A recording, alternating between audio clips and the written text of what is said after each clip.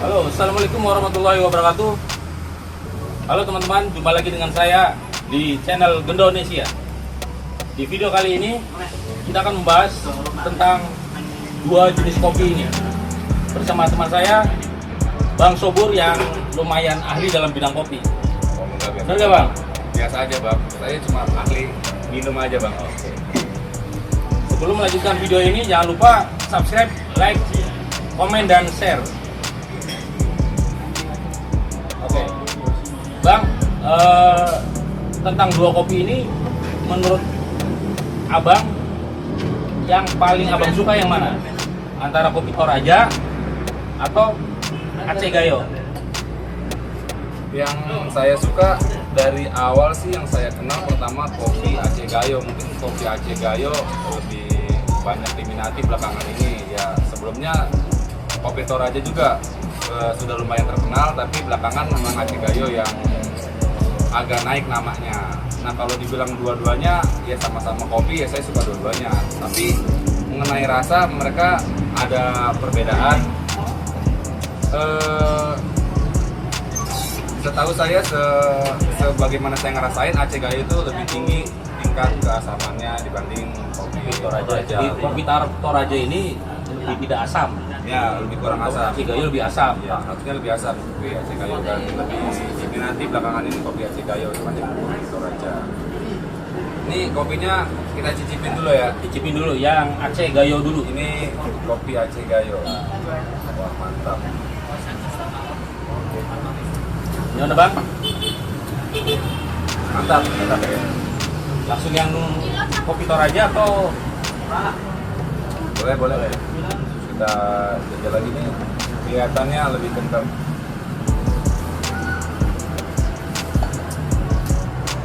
Nah, bener.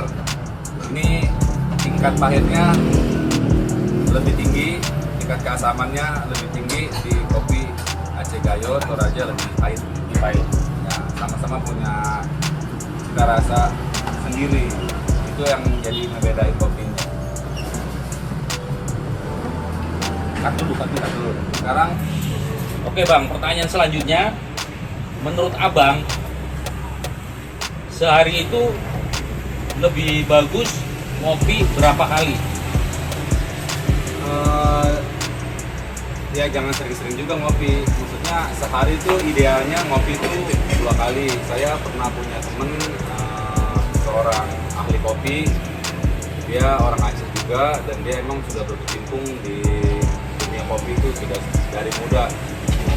Nah, dia menganjurkan ngopi itu baik untuk kesehatan jantung, baik buat kesehatan tubuh, yang pastinya. Jadi ngopi itu disarankan sama dia sehari 2 kali, pagi dan sore, tapi harus tanpa gula. Jadi tadi juga ini sudah dibikin tanpa gula. Ya, ini baru kopi, karena kopi itu yang idealnya adalah kopi tanpa gula. Jadi kopi tanpa gula itu bisa membawa manfaat untuk tubuh, untuk kesehatan, terutama untuk kesehatan jantung. Kalau kopi dengan gula, ya mungkin sekarang sudah mulai banyak para peminum kopi beralih dari kopi yang dengan gula menjadi kopi tanpa gula karena alasan kesehatan, dan juga disitulah sebenarnya cita rasa ngopi yang sejati. Kita bisa tahu rasa beda kopi tanpa gula. Jadi ngopi tanpa gula. Jadi yang namanya ngopi itu ya harus tanpa gula. Iya. Kalau dengan gula ya saya sebutnya bukan ngopi. Selain dua kopi ini, Abang tuh sering ngopi jenis apa? Ini kan kopi-kopi jenis dari nama-nama daerah ya, ada Aceh Gayo, ada Toraja, ada Singkalang, ya macam-macam jenis kopi dari Nusantara kita, sangat banyak sekali ragamnya kopi. Jadi sudah banyak juga yang saya cicipi rasa-rasa kopi Nusantara. Kalau seringnya minum kopi apa aja, ya tergantung ketersediaan. Kalau memang kita di warung ini ada kopi yang biji gilingan, ya saya prefer untuk ngopi yang gilingan. Tapi kalau memang tidak ada, ya sesekali boleh kopi yang saset, kopi gula. Pertanyaan selanjutnya lagi, kenapa kalau ngopi murni ini harus tanpa gula, Pak? Kenapa harus tanpa gula? Ya pertama kita tahu gula itu bisa menaikkan tingkat kadar gula dalam tubuh dan itu tidak baik buat kesehatan. Itu alasan utama kenapa kopi itu harus tanpa gula. Yang kedua, gula itu sendiri akan merusak rasa dari kopi itu sendiri. Jadi si kopi Aceh Gayo ini kan punya cita rasa khas ya dibanding kopi-kopi jenis lain gitu. Nah ketika ditambah gula, nah itu akan merusak rasa kopi itu sendiri. Jadi disarankan untuk para peminum kopi yang tadinya dia kopi dengan gula, disarankan mulai sekarang sedikit-sedikit mencicipi kopi yang tanpa gula. Karena pertama baik untuk kesehatan dan itulah cita rasa kopi yang sejati harus kopi tanpa gula. Jadi memang kopi tanpa gula itu jadi lebih sehat dan juga pengopi sejati itu punya komunitas para peminum kopi sejati. Jadi di mana ada kopi enak, biasanya para komunitas itu akan menuju tempat itu untuk minum kopi bersama-sama. Jadi para penikmat dan pecinta kopi. Masalah waktu nih, masalah waktu itu dalam hal ngopi itu kalau pagi kira-kira jam berapa, kalau sore kira-kira jam berapa?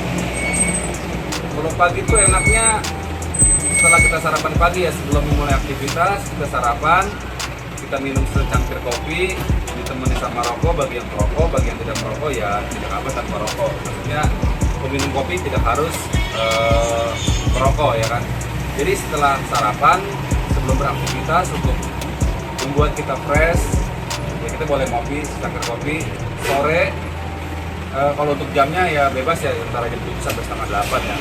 Nah untuk sorenya itu setelah kita mengakhiri aktivitas, jadi untuk melepas penat kita bisa secangkir kopi lagi. Nah kalau untuk malam sebenarnya tidak disarankan, opsional aja. Kalau emang pengen ngopi di waktu malam sebelum tidur ya boleh aja, tapi tidak disarankan. Jadi kopi itu idealnya sehari 2 kali aja, pagi dan sore, dan kalau bisa harus tanpa gula. Menurut abang kelebihannya kopi murni ini sama kopi sasetan yang dijual di warung-warung biasa itu Bang, menurut abang kelebihannya apa?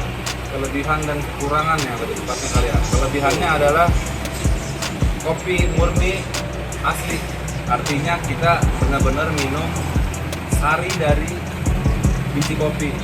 Nah jadi kita tidak ada campuran apapun sedikit pun, tanpa bahan kimia, tanpa ada proses produksi. Nah kelebihannya untuk kesehatan juga, untuk menurunkan kadar gula, buat kesehatan jantung. Nah tapi dia ada kekurangannya tidak praktis dan agak ya sulit pembuatannya. Kita butuh usaha untuk menggiringnya, atau kita pergi cari kedai kopinya, atau kita giling sendiri di rumah gitu. Dan cara penyajiannya pun kopi sendiri itu banyak sekali ya, dibagi-bagi ya. Jadi artinya ada yang istilahnya ditubruk, ada yang istilahnya disaring, ada. Jadi dari satu kopi dengan cara penyajian yang berbeda-beda akan menimbulkan rasa kopi dari kopi yang sama, rasanya berbeda-beda juga. Jadi gimana kita penyajiannya. Jadi itu kelebihan dan kekurangannya. Kekurangannya adalah tidak praktis, tapi kelebihannya itu lebih banyak daripada kekurangannya. Kalau kopi yang saset, kelebihannya adalah praktis, bisa didapat di mana aja. Penyajiannya cepat, tapi tidak baik sebenarnya untuk kesehatan. Jadi karena di situ mengandung gula dan sudah melalui proses produksi, ya malah itu cenderung bisa mengarah ke penyakit gitu loh. Jadi ya untuk para pengopi sejati, saya sarankan mulai sekarang mulailah ngopi tanpa gula. Kalau yang nggak suka pahit ya sedikit demi sedikit. Awalnya pun saya ngopi pahit ini agak susah ya, ini kopi pahit banget gitu kan, gimana kita merasakan nikmatnya kopi pahit kalau kita merasakan pahit banget gitu kan. Nah ternyata sekarang saya ngopi pahit tanpa gula ini sudah sekitar 4 tahun dan udah tidak ada rasa pahit lagi, dan itu nikmat banget, Bisa menikmati ya? enak banget. Jadi kopi pahit tuh kalau orang yang nggak suka pahit dia bilang nggak enak karena dia belum terbiasa, tapi kalau dia sudah terbiasa, kopi pahit itu jauh lebih enak daripada kopi saset. Jadi tadi sudah dijelaskan oleh Bang Sobur tentang manfaat kopi murni yang harus diminum tanpa gula berikut dengan kebaikannya, manfaatnya. Dan lagi-lagi kembali kepada teman-teman semua, mau milih minum kopi yang murni dengan gula atau tanpa gula, atau minum kopi saset biasa,